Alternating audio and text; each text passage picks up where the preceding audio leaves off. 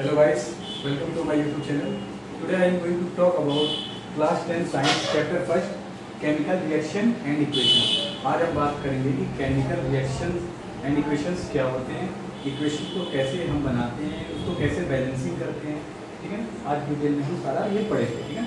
सबसे पहले हम बात करते हैं जो रिएक्शन चेंजेस होते हैं, दो तरीके के इसमें चेंजेस होते हैं। एक होता है मेरा फिजिकल चेंज और एक होता है chemical change. The first is physical change and second is chemical change.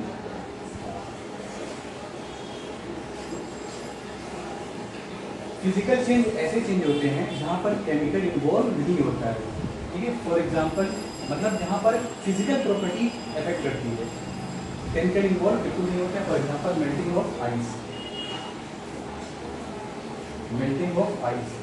अगर आइस को आप मेल्ट करोगे वो सॉलिड से लिक्विड बनेगा, तो वो क्या होगा, फिजिकल चेंज होगा, वहाँ पर कोई भी केमिकल इन्वॉल्व नहीं होगा।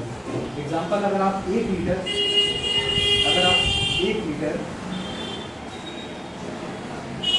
पानी को लेते हो, ठीक है ना, 1 लीटर पानी लेते हो, उसको आप फ्रिज में रखते हो, फिर जब वो सॉलिड बन जाएगा, आइस बनकर आएगा, तो सेम वो 1 लीटर ही बनकर आएगा, है ना। तो यहाँ पर क्या है कि रिएक्टेंट जितना मेरा था उतना ही मेरा प्रोडक्ट आया, है ना। तो 1 लीटर हमने पानी लिया, ठीक है, लिक्विड से सॉलिड किया या सॉलिड से लिक्विड किया, तो उसमें कोई भी केमिकल इन्वॉल्व नहीं, यहाँ फिजिकल चेंज है, ठीक है, फिजिकल प्रॉपर्टी यहाँ अफेक्ट करेगी। दूसरा, अब केमिकल चेंजेस क्या होते हैं, केमिकल चेंज ऐसे चेंज होते हैं जहाँ पर केमिकल प्रॉपर्टी अफेक्ट करती है। For example rusting of iron, rusting of iron, cooking of food,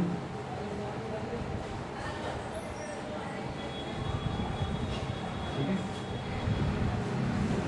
rusting of iron, cooking of food. Rusting of iron, अगर आयरन को रस्ट करते हो तो वहाँ पर केमिकल इन्वॉल्व होता है, तो ये केमिकल चेंज हो जाएगा। कुकिंग ऑफ फूड, जब हम खाना बनाते हैं तो कंबशन करता है, आग लगती है, तो वहाँ पर केमिकल इन्वॉल्व हो गया, तो वहाँ पर क्या हो गया, केमिकल चेंज हो गया, ठीक है ना। नेक्स्ट है burning of a candle.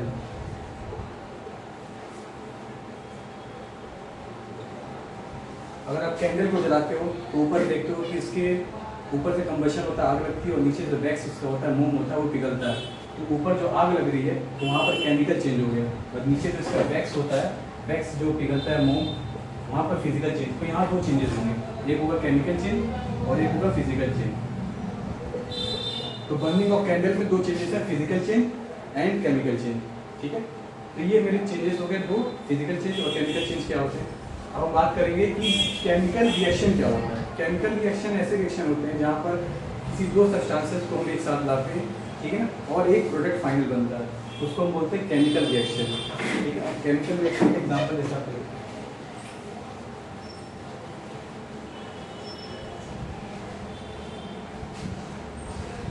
Example आप यहाँ पर देख सकते हैं। फॉर एग्जाम्पल अगर हम पानी कैसे बनता है, जब अगर हाइड्रोजन का हो गया मेरा प्लस ऑक्सीजन, ये हमने लिया, इससे मेरा क्या बन गया, वाटर बन गया, H2O, ये पानी बन गया। अब यहाँ पर अगर आप देखोगे कि किसी भी, ये मेरा क्या, इसको हम क्या बोलते हैं, ये होता है मेरा रिएक्टेंट। इस साइड को, लेफ्ट वाली साइड को हम बोलते हैं रिएक्टेंट, ठीक है, रिएक्टेंट, और राइट वाली साइड को हम बोलेंगे प्रोडक्ट। जब क्या होता है कि जब 2 सब्सटेंसेस या 2 एलिमेंट हो सकते हैं या सब्सटेंसेस होते हैं या 2 से ज़्यादा, जब हम उसको कंबाइन करके एक नया प्रोडक्ट फॉर्म करते हैं, तो उसी को हम बोलते हैं केमिकल रिएक्शन, ठीक है। इसको इक्वेशन के रूप में हमने लिखा, ये इक्वेशन होगा, इसको बोलते हैं केमिकल इक्वेशन। ये मेरा होता है इक्वेशंस, इसको हम इक्वेशंस के रूप में लिखते हैं। अब पानी कैसे बनता है मेरा, हाइड्रोजन प्लस ऑक्सीजन, इससे मेरा बन गया वाटर, ये हो गया वाटर, ये पानी बन गया, है ना। अब ये क्या है, ये मेरे इक्वेशंस है, केमिकल इक्वेशन इसको हम बोलेंगे। तो केमिकल रिएक्शंस के लिए इक्वेशंस का होना बहुत ज़रूरी है। इक्वेशन के लिए 2 या 2 से ज़्यादा सब्सटेंसेस होते हैं, उसको हम कंबाइन करते हैं, फिर एक नया प्रोडक्ट मेरा बनता है। जैसे मैंने क्या किया, 2 सब्सटेंसेस दिया, हाइड्रोजन ऑक्सीजन, इससे मैंने पानी बना दिया, तो ये मेरा क्या हो गया, इक्वेशंस हो गया, केमिकल इक्वेशन। अब इसको, ये अनबैलेंसिंग होता है, तो इसको हम कैसे बैलेंस करते हैं, तो ये भी हमें देखना पड़ेगा। तो चलिए मैं बताता हूँ इसको बैलेंस कैसे करते हैं।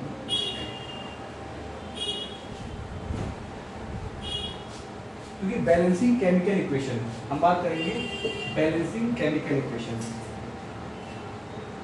Balancing chemical equations. Balancing chemical equation क्या होता है? क्योंकि जो भी सब्सटेंसेस हैं अगर आप चेक करोगे तो हाइड्रोजन का मेरे यहाँ 2 है, ऑक्सीजन का यहाँ 2 है, जबकि मेरा पानी बना यहाँ हाइड्रोजन का 2 है, ऑक्सीजन का 1 है। तो ये तो अनबैलेंस हो गया मेरा।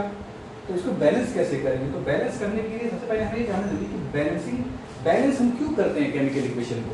केमिकल इक्वेशंस को हमने जैसे क्लास 9 में भी आपने पढ़ा होगा कि मास can nether be created nor be destroyed, मतलब मास को आप ना क्रिएट कर सकते हो ना तो डिस्ट्रॉय कर सकते हो। तो इक्वल आना चाहिए, जितना रिएक्टेंट होगा total mass of the reactant, एक फॉर्मूला है इसका, total mass of the reactant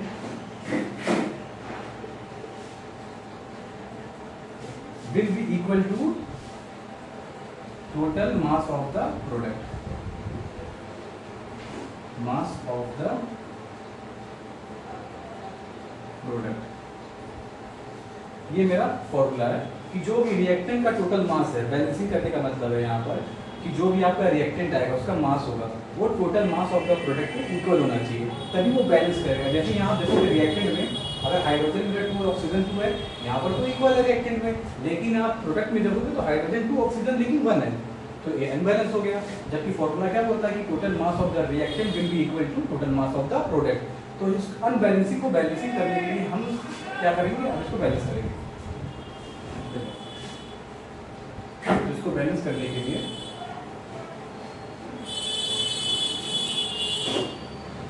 इसको बैलेंस करने का तरीका है, ये शॉर्ट तरीका है सबसे। तो सबसे पहले क्या करो कि एलिमेंट को एक तरफ लिख लो, रिएक्टेंट को एक साइड लिख लो और प्रोडक्ट को एक साइड लिख लो। सबसे पहले यहाँ पर लिख देते हैं एलिमेंट, यहाँ पर हो गया नंबर ऑफ एटम्स, ब्रैकेट में आप कर सकते हो रिएक्टेंट, ये रिएक्टेंट साइड हो गई, ठीक है। और यहाँ पर आप कर सकते हो नंबर ऑफ एटम्स सेम, यहाँ पर प्रोडक्ट, ठीक है। तो एलिमेंट आप चेक करो कितने एलिमेंट है, हाइड्रोजन ऑक्सीजन 2 एलिमेंट है, तो मैंने यहाँ लिख दिया हाइड्रोजन ऑक्सीजन। अब रिएक्टेंट साइड में देखोगे आप तो हाइड्रोजन का 2 है, तो यहाँ मैंने लिख दिया हाइड्रोजन का 2, ऑक्सीजन का 2 मैंने यहाँ लिख दिया 2। जबकि प्रोडक्ट में आप देखोगे तो हाइड्रोजन का यहाँ पर 2 है, तो यहाँ पर तो मेरा इक्वल है, लेकिन ऑक्सीजन का देखोगे तो 1 है और यहाँ पर 1 है। तो हम क्या करेंगे, अनबैलेंसिंग हो गया। तो सबसे पहले जो अनबैलेंस है उसको बैलेंस कर लो। और ऑक्सीजन यहाँ पर 2 है रिएक्टेंट में, यहाँ भी 2 डालने की हम 2 से मल्टीप्लाई कर देंगे, इनटू 2 कर देंगे, तो मेरा क्या आ जाएगा 2 आ गया। अब देखिए इक्वल हो गया, ऑक्सीजन में मेरा इक्वल हो गया। तो हम क्या करेंगे, मतलब जहाँ पर प्रोडक्ट है मेरा वहाँ पर आगे 2 लगा देंगे, यहाँ पर हम 2 लगा देंगे। अब देखिए मेरा इक्वल हो गया। लेकिन आप एक चीज़ ध्यान रखना, जब मेरा हाइड्रोजन का 2 यहाँ पर लगा दिया, यहाँ पर हाइड्रोजन का 2 है मेरा, तो यहाँ पर लेकिन 2 to the 4 हो गया, क्योंकि ऑक्सीजन 1 था मेरा, जबकि रिएक्टेंट में ऑक्सीजन का 2 था और प्रोडक्ट में मेरा 1 था। तो यहाँ पर जब मैंने 2 लगा दिया ऑक्सीजन में, ठीक है, ऑक्सीजन में मैंने 2 लगाया तो हाइड्रोजन मेरा 4 हो गया ना, जबकि हाइड्रोजन यहाँ पर 2 है, तो यहाँ भी मुझे इक्वल करना पड़ेगा।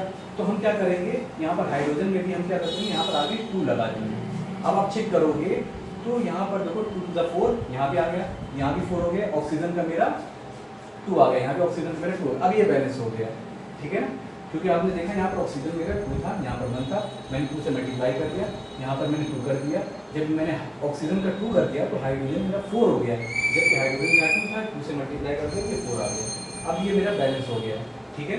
इसी को बोलते हैं बैलेंसिंग केमिकल इक्वेशन। एक और एग्जाम्पल ले लेते हैं हम।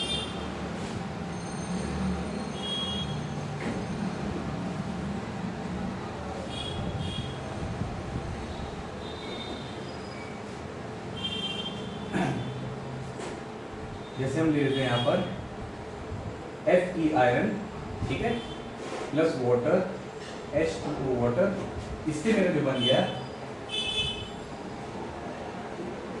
ठीक है, आयरन 3 ऑक्सीजन प्लस हाइड्रोजन, ये मेरा है ना, मैंने आयरन लिया, हाइड्रोजन, ऑक्सीजन।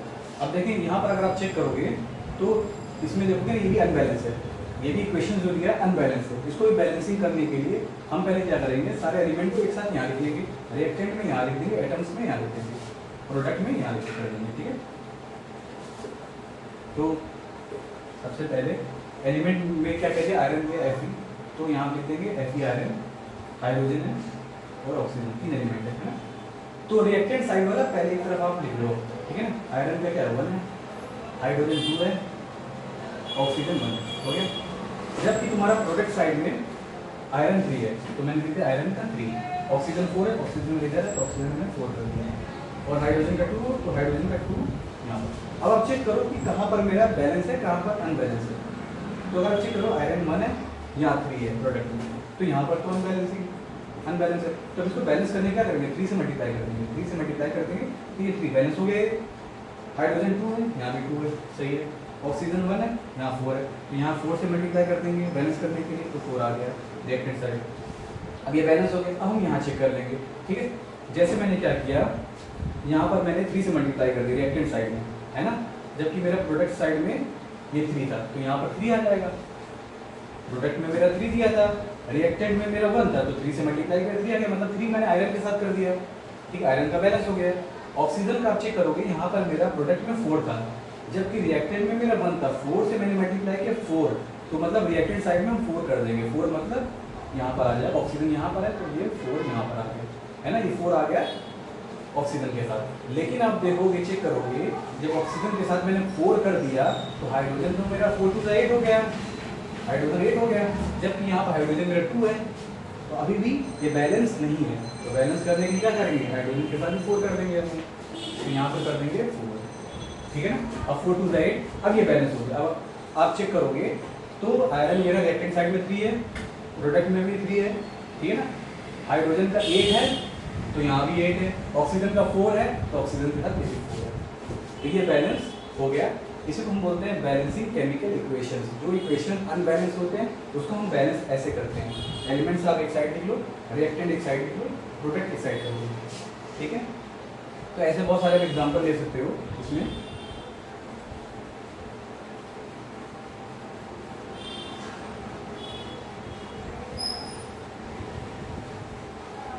तो ये थे केमिकल रिएक्शन एंड इक्वेशंस के कुछ इंपॉर्टेंट टॉपिक्स, ठीक है। ये पार्ट फर्स्ट है। सेकंड पार्ट में मैं इसके टाइप्स बताऊंगा कि टाइप्स ऑफ रिएक्शन कितने टाइप्स के होते हैं, है ना, तो उसका इक्वेशंस बताऊंगा आपको। तो अगर ये वीडियो आपको पसंद आए तो लाइक करें, शेयर करें, सब्सक्राइब करें, and thanks for watching this video.